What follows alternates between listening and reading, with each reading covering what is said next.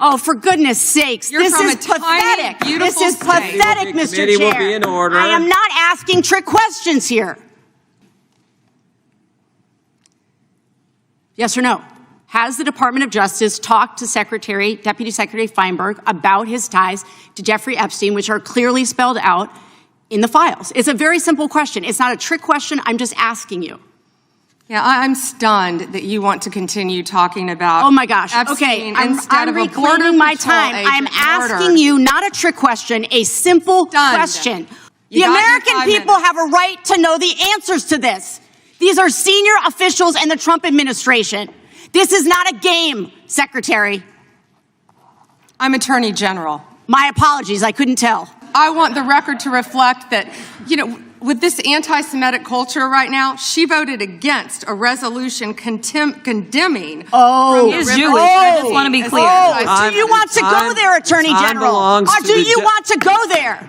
Are you serious? Talking about anti-Semitism to a woman who lost her grandfather in the Holocaust? Really? The DOJ was literally spying on Congress members while they reviewed the Epstein files. And Bondi used that surveillance to attack the people asking questions. Like a mean girl who got called to the principal's office and decided to bring receipts for everyone else instead of answering for what she did. Watch what happens when the ballot finally has enough. Attorney General Bondi, according to your department, a child is sexually abused in the United States every 9 minutes. And the vast majority of survivors never get justice. And that's one of the reasons why I think the Epstein case has resonated so deeply with so many Americans. And the other reason, I think, is because it has revealed a two-tiered system of justice. And the powerful are protected, and the survivors rarely get any accountability. And the Epstein files contain evidence of a multi-decade international criminal conspiracy involving some of the wealthiest and the most powerful people in the world. There's evidence of financial crimes, political corruption, sex trafficking, and of course, horrible sexual abuse. And I want to remind everybody, this isn't a game. These are real people, people who have suffered, who are sitting here with us today, and they deserve answers, and they deserve accountability. And I'm here to try to get some for them. Now, I've seen some of the unredacted Epstein files, and obviously, as you know, President Trump's name is all over them, but so are the names of other senior Trump officials: Howard Lutnick, Secretary of Commerce; John Phelan, the Secretary of the Navy; and Stephen Feinberg, the Deputy Secretary of Defense. These men were appointed by President Trump to senior positions in his administration. All of them have clear and confirmed ties to Jeffrey Epstein. Attorney General Bondi, yes or no, has the Justice Department asked Secretary Lutnick about his ties to Epstein? Excuse me. Secretary Lutnick has addressed those ties himself. I'm asking you, has the Justice Department specifically asked Secretary Lutnick about his ties to Jeffrey Epstein? He has addressed those ties himself. Has the DOJ asked Secretary Phelan about his ties to Jeffrey Epstein? I don't know whether he has addressed those or not. Has the Deputy Secretary Feinberg talked to the Department of Justice about his ties to Jeffrey Epstein? Yes or no? Has the Department of Justice talked to Deputy Secretary Feinberg about his ties to Jeffrey Epstein, which are clearly spelled out in the files? It's a very simple question. It's not a trick question. I'm just asking you. Yeah, I'm stunned that you want to continue talking about. Oh my gosh. Epstein Okay, I'm reclaiming my time. I'm asking you not a trick question, a simple question. Okay, so what is clear is we have evidence. Do you know who Chris Malin is? We have evidence that 3 senior officials within the Trump administration have ties to Jeffrey Epstein. And what does ties mean? I can conclude from what you are mean? saying that you have not talked to them. What does ties mean? I think Americans would be shocked to learn that you are not interested in talking with these officials who have ties to Jeffrey Epstein. What does ties mean? Can you define that? Across the world, prominent men who've been exposed in the files have resigned their jobs in disgrace. And that's a good first start. And that same standard, not saying the word Chris Malin. standard should apply here. And Americans want accountability. Who is Chris Malin? Was the president he? aware? Please stop talking. It is not your time to ask Who was questions. It is not your time. I'm reclaiming my time, Mr. Chair. One second. Time belongs to the gentlelady from Vermont. Was the president aware of Secretary Lutnick's ties to Epstein when he chose him to lead the Department of Commerce? Was he aware? Chris Malin was a Border Patrol agent. Okay, so I'm going to conclude that the president, in fact, did know about his ties because he was the next door neighbor. Shame on you. Oh, for goodness sakes. You're this from is a tiny, pathetic. This beautiful is state. pathetic, Mr. Committee Chair. will be in order. I am not asking trick questions here. You The got your American 5 people minutes. have a right to know the answers to this. These are senior officials in the Trump administration. This is not a game, Secretary. I'm Attorney General. My apologies, I couldn't tell. By 2008, we knew that Epstein was a convicted sexual abuser. And we now know that Lutnick went to Epstein's Island in 2012.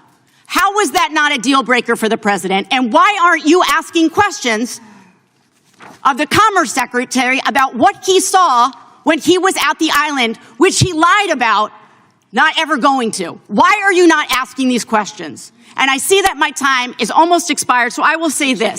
Do the right thing, Attorney General. Meet with the survivors. They have been asking for a year. Meet with the survivors. Do the right thing. I yield back.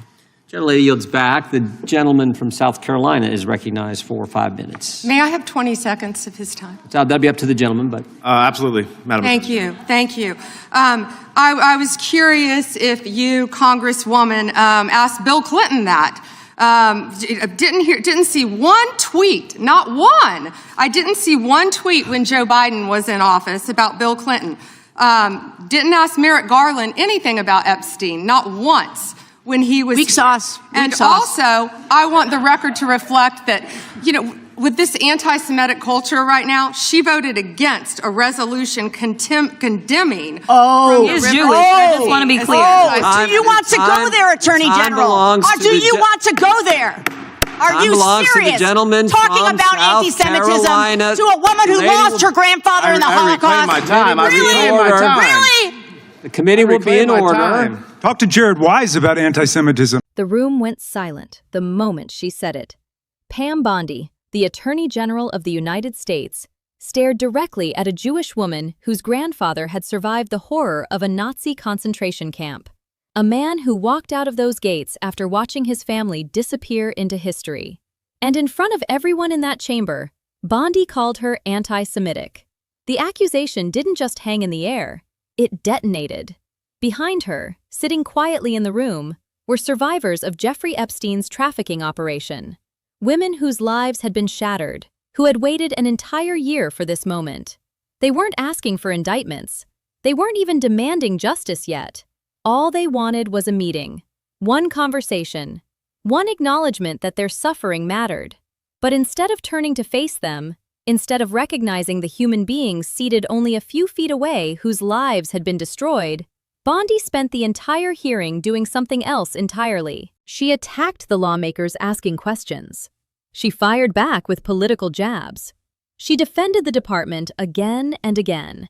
And never once did she turn around. Not even for a second. What makes this even more disturbing is what was happening behind the scenes. Something most people in that room didn't realize until later.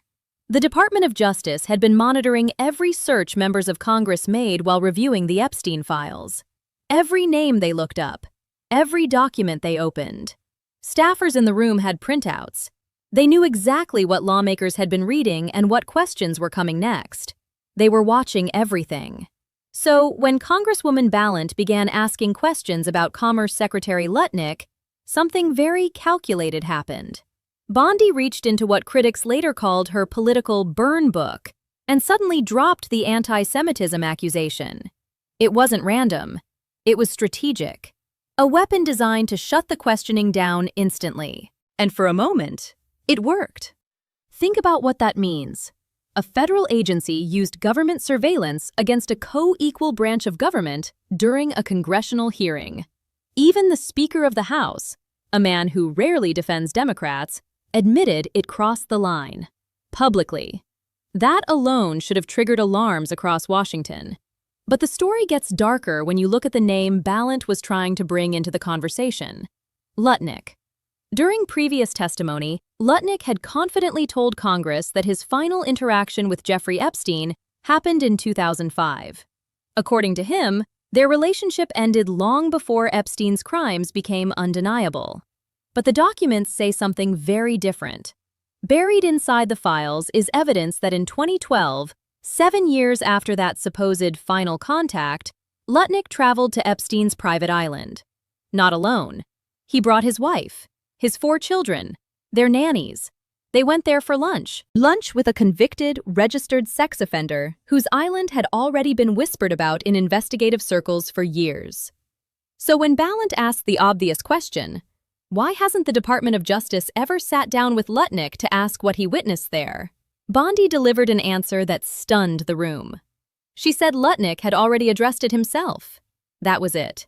No follow-up, no investigation, no interview.